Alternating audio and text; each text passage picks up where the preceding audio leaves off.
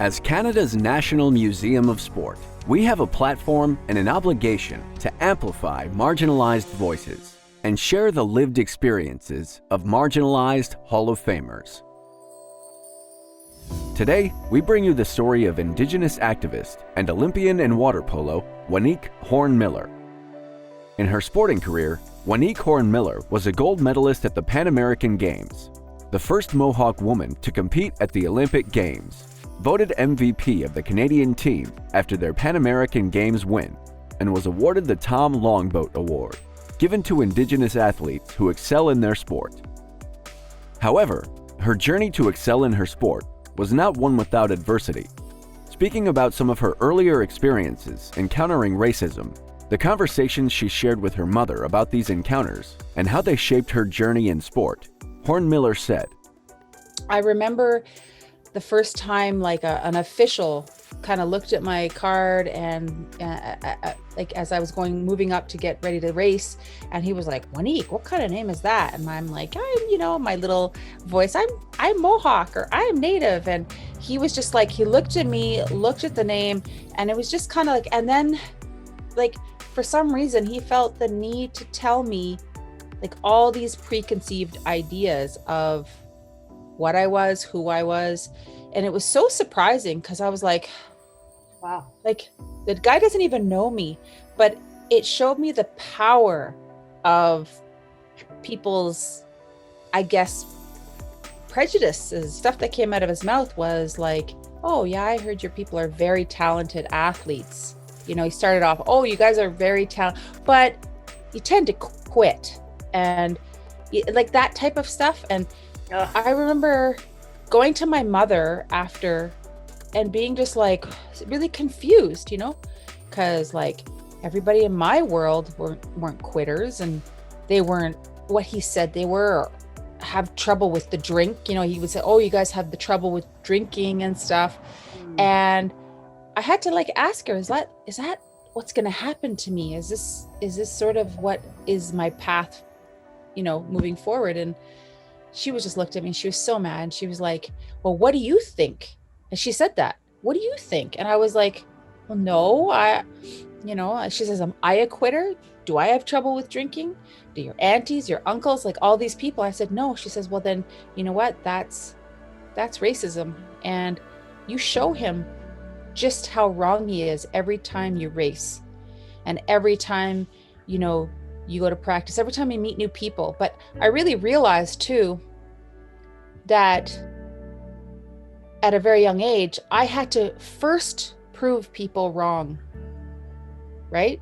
I was starting at an uphill battle just to prove them wrong about who I was as a Native person. And then I could put my own spin. I could, then define, what I was capable of and how I, as a Native person, wanted to represent myself, which was my choice and my prerogative. Throughout her sporting career and beyond, Wanique Horne-Miller has been an advocate for Indigenous rights in Canada. One of the first catalysts for this activism was the Oka Crisis in 1990, which showed Horne-Miller the true racism in Canada and how the true history of Indigenous peoples was never taught. Speaking about the most crucial moment and what shaped her moving forward, she said, being a young woman at that time, it was interesting to be witness to all of that historical moments, and being stabbed at the end by a Canadian soldier and becoming that photo that everybody kind of associates with Oka, one of the main photos. It really, it took my rose-tinted glasses off. I was no longer a kid afterwards. I was an adult. And moving forward, I knew that the decisions I made were very, very important. And whether I chose to be a victim or I chose to be a champion of my own life was going to be a really important message, not just to myself, but to Canada and to Indigenous people. I knew that it meant something. I knew my life meant something. Horn Miller is an exemplary example of someone who took the adversity they faced and used it as a motivator. Despite what she experienced, she went on to compete in water polo, garnering many incredible titles throughout her sporting career. After retirement from competitive sport, she was a torchbearer for the Olympic Winter Games in Turin, Italy, a CBC commentator for the 2008 Olympic Games, and a coverage host of the 2010 Olympic Winter Games on the Aboriginal People's Television Network. Perhaps most importantly, Horn Miller went on to become a warrior in the fight for Indigenous rights. She served as the Director of Community Engagement for the National Inquiry into Missing and Murdered Indigenous Women and Girls in 2017, was featured as an ambassador for Nike N7, which supports Indigenous youth sports programs, and continues to spend her time as a speaker and advocate for Indigenous peoples. What does she think about racism in Canada now?